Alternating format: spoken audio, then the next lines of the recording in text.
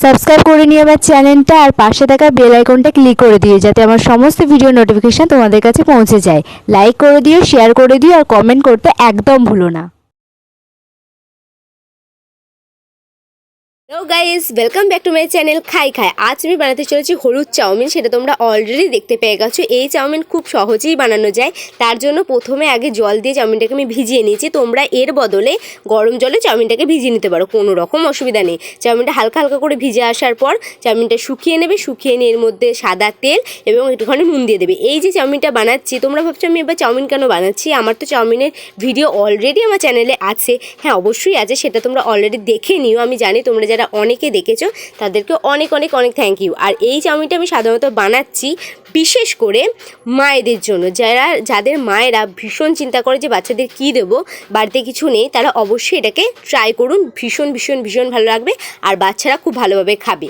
তারপর কড়াইয়ের মধ্যে কড়াইটাকে গরম করে তার মধ্যে তেল দিয়ে দিয়েছি। তেলটা হালকা করে একটু গরম হওয়ার পর ছোটো ছোটো করে কটা আলু কুচি সেটা দিয়ে দিয়েছি। এই আলু কুচিটাই দিতে হবে মাত্র। যাদের বাচ্চারা সবজি খায় না বা একদমই সবজি খেতে পছন্দ করে না, সবজি খাওয়া যেহেতু উপকার ঠিকই, কিন্তু অনেকেই তো আছে যে পছন্দ করে না, তারা কিন্তু এইটা ট্রাই করতে পারেন। অবশ্যই ভালো লাগবে। আমি বলছি আপনাদের সত্যি একবার বাড়িতে ট্রাই করে দেখবেন, খুব ভালো লাগবে খেতে। তো একদম কুচি কুচি করে, একদম জিরে জিরে করে যে আলুটা ভাজি আমরা, সেরকমভাবে আলুটাকে কেটে নিতে হবে। একদম সরু করে কাটা হয়ে যাওয়ার পর হালকা করে ভেজে নিতে হবে।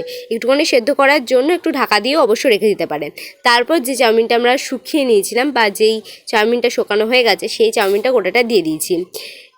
এইভাবে হালকা হালকা করে দিয়ে দিতে হবে, একদম চাড়িয়ে চাড়িয়ে। তারপর ভালো করে নাড়িয়ে নিতে হবে, ধীরে ধীরে ধীরে ধীরে নাড়াতে হবে। এতে কোনো রকম চাউমিন মশলা দেওয়ারও প্রয়োজন নেই। অল্প পরিমাণ নাড়ানো হয়ে যাওয়ার পর তার মধ্যে যতটা পরিমাণ নুন লাগবে সেই নুনটা দিয়ে দেবেন। তারপর একটুখানি হলুদ আর তারপরে কিছু কিছু মশলা যেটা লাগবে সেটা দিয়ে দিতে হবে। তো এই চাউমিনটা কেমন লাগবে খেতে, তো অবশ্যই বাড়িতে ট্রাই করার পর আমাকে বলবেন।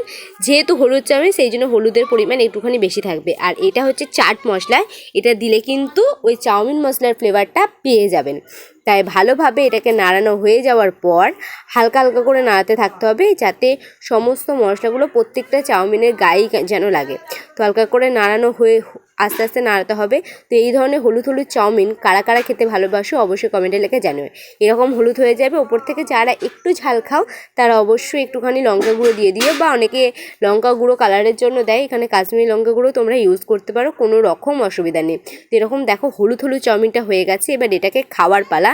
সস দিয়ে আমি ভালো করে একটু চানাচুর দিয়ে ডেকোরেশন করে নিয়েছি। চানাচুরটা দেখতে খুব সুন্দর লাগছে। তো এই রকম ছোটোখাটো টিফিন যদি প্রায়শই হয়, কত ভালো হয় না বলো। তাই বলছি একদম দেরি করো না, অবশ্যই বাড়িতে ট্রাই করো। আমার কিন্তু খেতে ভীষণ ভীষণ ভীষণ ভালো লেগেছে। তো আমি এখানে এইভাবে খেতে থাকি টুকটুক করে। আর তোমরা অবশ্যই আমার চ্যানেলটাকে সাবস্ক্রাইব করে দিই। ভিডিওটা কেমন লাগলো বলো কমেন্টে। তো চলো এখানে ভিডিও শেষ করলাম, বাই।